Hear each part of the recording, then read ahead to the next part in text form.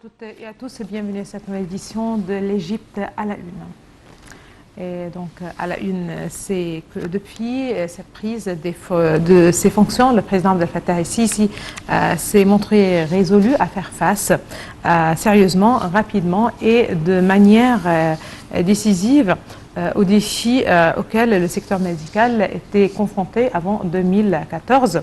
Il a enjoint au gouvernement d'orienter d'énormes investissements vers ce secteur vital estimé à plus de 120 millions de livres de 2014 à 2020 pour l'amélioration exhaustive du système de la santé en Égypte.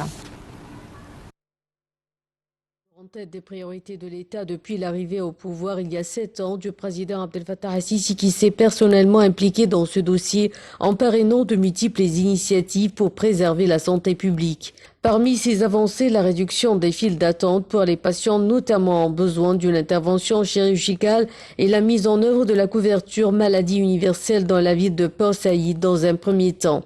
Sous l'impulsion du président el-Sisi, l'État a également lancé une vaste campagne de dépistage de l'hépatite C et des maladies non contagieuses ayant permis d'ausculter près de 50 millions d'Égyptiens et de résidents étrangers et de fournir un traitement à bas prix par rapport aux autres pays du monde.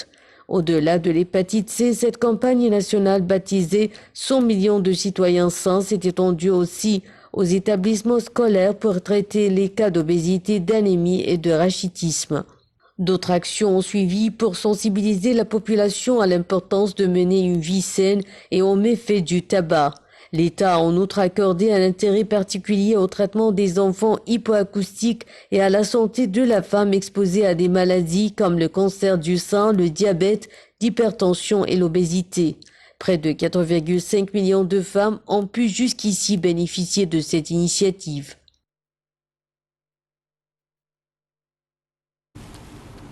L'Égypte, la Jordanie et la France ont publié un communiqué sur la situation humanitaire dans les territoires palestiniens occupés à la suite d'une réunion de Cisjordanie, une réunion en fait en coordination et en visioconférence tenue le jeudi dernier 3 juin. Tripartite entre la France, l'Égypte et la Jordanie le 18 mai dernier et de l'engagement pris par les chefs d'État de coordonner l'action humanitaire des 3 pays, les ministères des Affaires étrangères français, égyptiens et jordaniens ont tenu jeudi 3 juin une réunion de coordination en visioconférence. Dans le prolongement des efforts engagés par les 3 pays au cours des derniers jours pour évaluer les besoins et mobiliser des moyens, cette réunion a permis d'avancer dans la concertation entre la France, l'Égypte et la Jordanie sur leur plan de réponse à la crise humanitaire dans les territoires palestiniens, en particulier dans la bande de Gaza. Au-delà de la nécessité d'une réponse humanitaire immédiate, les représentants égyptiens, français et jordaniens ont souligné qu'il importait que chacun mette fin à toute mesure unilatérale remettant en cause la solution des 2 États et les perspectives de paix et qu'il était nécessaire de préserver le statu quo sur les lieux saints. Ils ont rappelé leur attachement à la solution des 2 États dans le cadre du droit international et des paramètres agréés seuls à même de répondre durablement aux aspirations des Israéliens et des Palestiniens. L'Égypte a envoyé vendredi 4 juin un convoi d'engins de construction ainsi que des équipes techniques à Gaza pour préparer le terrain à la reconstruction de l'enclave palestinienne, celle-ci ayant subi des dégâts lors de la dernière guerre entre Israël et le Hamas. La directive du président Abdel Fattah el-Sisi et des engins du génie et des équipes techniques ont traversé vendredi le terminal frontalier de Rafah vers Gaza, indiqué à un communiqué officiel. Des images diffusées par les autorités vendredi 4 juin montrent des dizaines de grues, de tractopelles et de camions arborant le drapeau égyptien le long de la frontière. Ils serviront à déblayer les décombres des bâtiments détruits et endommagés afin de préparer le terrain à la reconstruction. Le 20 mai, le président el-Sisi a promis une aide de 500 millions de dollars pour aider à la reconstruction de Gaza où vivent entassés quelques 2 millions de Palestiniens soumis à un blocus israélien depuis près de 15 ans. Le président a également rouvert le passage de Rafah, seule ouverture de la bande de Gaza sur le monde qui ne soit pas contrôlée par Israël, pour envoyer de l'aide humanitaire et pour permettre à des Gazaouis blessés d'être soignés en Égypte. Négocié par le Caire, médiateur traditionnel entre Palestiniens et Israéliens, un cessez-le-feu a été instauré le 21 mai après la dernière guerre entre Israël et le Hamas. Du 10 au 21 mai, 254 Palestiniens ont été tués par des frappes israéliennes dans la bande de Gaza selon les autorités locales. Le commandant général des forces armées et ministre de la Défense, la production militaire, le général Mohamed Zaki, s'est entretenu dimanche avec le chef de la garde nationale chypriote, le général Dimo Kritos Servakis et la délégation qui l'accompagne, actuellement en visite officielle de quelques jours en Égypte. L'entretien portait sur plusieurs sujets d'intérêt commun à la lumière des développements régionaux et internationaux actuels et de leur impact sur la sécurité et la stabilité au Moyen-Orient, ainsi que sur les moyens de renforcer la coopération bilatérale et les relations militaires entre les forces armées des deux pays amis. Le général Zaki a affirmé sa fierté quant aux relations de partenariat stratégique qui unissent les forces armées égyptiennes et chypriotes dans divers domaines, en particulier ceux défensifs et sécuritaires. Monsieur Servakis a salué les solides relations de coopération et la coordination entre l'Égypte et Chypre, affirmant l'aspiration des forces armées chypriotes à élargir les horizons de coopération militaire avec l'Égypte.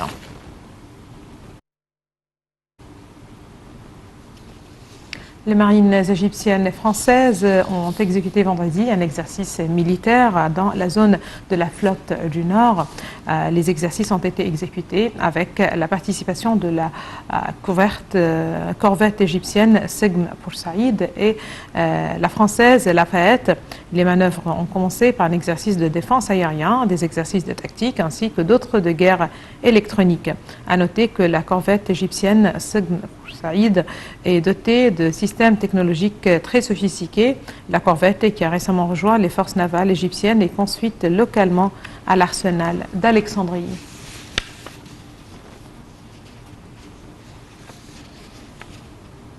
L'Égypte a condamné fermement le bombardement des Houthis perpétré samedi contre la ville de Marib au Yémen, faisant plusieurs tués et blessés parmi les civils. Dans un communiqué publié par le ministère des Affaires étrangères, l'Égypte a réitéré son appel pour l'arrêt de ces attaques odieuses afin de parvenir à un règlement politique global conformément aux références internationales y affrontées.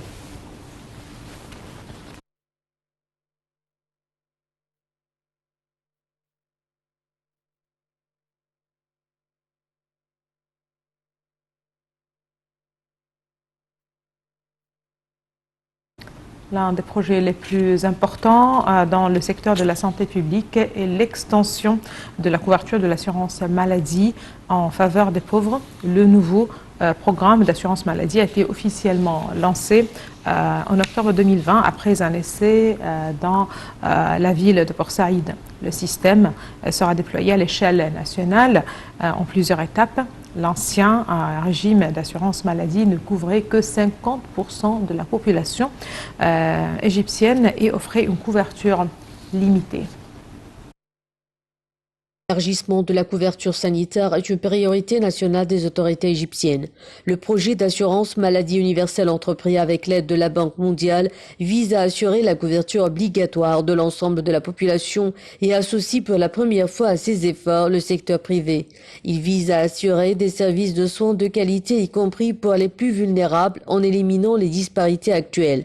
Le Conseil des administrateurs de la Banque mondiale a approuvé en juin 2020 un financement de 400 millions de dollars en appui au régime d'assurance maladie universelle en Égypte, soutenant ainsi une transformation qui engage le pays vers la couverture santé universelle et lui permettra d'améliorer l'état de santé de sa population. Le nouveau programme d'assurance maladie a été officiellement lancé en octobre 2020 après un an d'essai dans la ville de Port Saïd. Le système sera déployé à l'échelle nationale en plusieurs étapes. L'ancien régime d'assurance maladie ne couvrait que 50% des Égyptiens et offrait une couverture limitée. Après un essai réussi à Port Saïd, la première phase voit le nouveau programme d'assurance maladie égyptienne s'étendre dans 3 autres villes, Luxor, Assouan et Suez. Selon les responsables, le nouveau programme vise à fournir des services de santé de haute qualité à tous les Égyptiens de manière égale et sans discrimination. Le coût est également abordable pour tous les citoyens, contrairement à ce qu'il était auparavant. Avec l'ancien programme d'assurance, on a eu des problèmes tels que le manque de matières premières ou d'équipements pour les services médicaux et du processus bureaucratique. Le nouveau système est beaucoup plus fluide et plus rapide. La période d'essai a été importante pour relever les défis auxquels le nouveau système est confronté. Les personnes à faible revenu, les orphelins et les personnes ayant des besoins spéciaux font partie des groupes exonérés de frais d'inscription. Le reste de la population paiera 1% de son salaire mensuel. Plus de 600 000 personnes sur 800 000 éligibles ont souscrit une assurance à Port Saïd et 3 millions en ont déjà souscrit une dans les 3 autres villes lors de la première phase. L'un des principaux défis pour le gouvernement est que les hôpitaux, les centres médicaux et les équipements appartenant à l'État n'ont pas été mis à jour au cours des dernières décennies. Avec le nouveau système de santé, il y a eu une refonte majeure. Les hôpitaux et les centres médicaux sont en cours de modernisation et de nouveaux sont construits par le gouvernement pour garantir des services de meilleure qualité. Ils achètent également de nouveaux équipements médicaux et augmentent le nombre de personnes bien formées comme les médecins, les infirmières et leurs assistants. Selon le ministère de la Santé, le programme d'assurance devrait couvrir les 80 millions de personnes ciblées en moins de 10 ans avec un coût prévu d'environ 11 milliards de dollars. La ministre de la Coopération internationale, Rania Al-Mashat, a examiné samedi avec le ministre russe de l'Industrie et du Commerce, Denis Mantourov, les moyens de renforcer la coopération économique et commerciale. Cet entretien s'inscrit dans le cadre des rencontres menées par la ministre avec des responsables internationaux dans le but de développer les relations économiques entre l'Égypte et ses partenaires, ainsi que sa participation au 24e Forum économique international de Saint-Pétersbourg qui s'est tenu du 2 au 5 juin. C'est ce qu'indique l'agence de presse du Moyen-Orient. La ministre a passé en revue les domaines de coopération bilatérale, notamment la création de la station nucléaire d'Al-Dab'a, la hausse des échanges commerciaux, l'attraction des investissements russes vers les secteurs d'intérêt commun et le nouveau méga-projet, ainsi que la création de la zone industrielle russe et la possibilité de tirer profit du marché égyptien pour permettre l'accès des produits russes au marché des pays arabes et africains.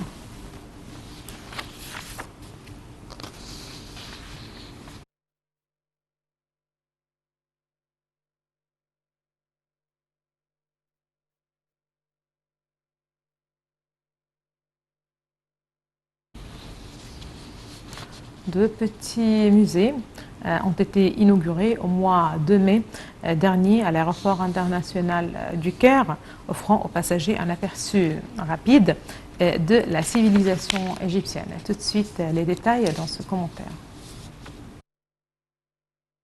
Auront l'occasion de voir quelques monuments égyptiens, et ce grâce à l'inauguration officielle de 2 musées dans les terminaux 2 et 3 de l'aéroport international du Caire. L'ouverture de ces 2 musées aux voyageurs est un moyen de promotion touristique pour l'Égypte et sa civilisation, a annoncé Khaled El-Anani, ministre du Tourisme et des Antiquités, lors de l'inauguration des 2 petits musées. Il a ajouté que ces 2 musées permettraient aux hommes d'affaires en transit en Égypte et qui n'ont l'occasion ni de visiter le pays, ni de voir ses atouts touristiques et archéologiques d'avoir un aperçu rapide sur l'Égypte et sa civilisation. Le musée du Terminal 3 a été ouvert pour la première fois en 2016 sur une superficie de 60 mètres carrés. Il renfermait 36 pièces seulement. Mais vu le grand nombre de visiteurs, le ministère a décidé d'agrandir le musée et d'augmenter le nombre de pièces exposées. Le musée compte actuellement 70 pièces archéologiques remontant à différentes époques historiques. Ces monuments viennent des dépôts du musée égyptien de la place Tahrir, du musée copte au Vieux-Caire et de celui d'art islamique ainsi que du musée d'Achoumine à Minya en Moyenne-Égypte.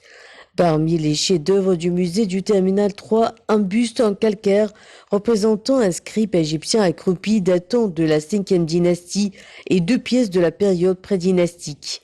Le visiteur du musée du Terminal 3 verra une statuette en bronze de la divinité Isis, ailée et coiffée du disque solaire entouré des 2 cornes de la divinité Hathor. Le visiteur verra aussi 2 momies en bon état. La première appartient à un homme embaumé dans la position osirienne qui remonte à l'époque tardive. Elle est accompagnée de 4 vases canopes en calcaire. Quant à la deuxième momie, elle est couverte d'un cartonnage dessiné et coloré et remonte à l'époque romaine. Le musée du Terminal 3 expose ainsi des icônes coptes du XVIIIe siècle, ainsi qu'un papyrus et de petites pièces remontant à différentes époques islamiques. Le ministère du Tourisme et des Antiquités, en coopération avec le ministère de l'Aviation civile, a récemment installé le nouveau musée du Terminal 2.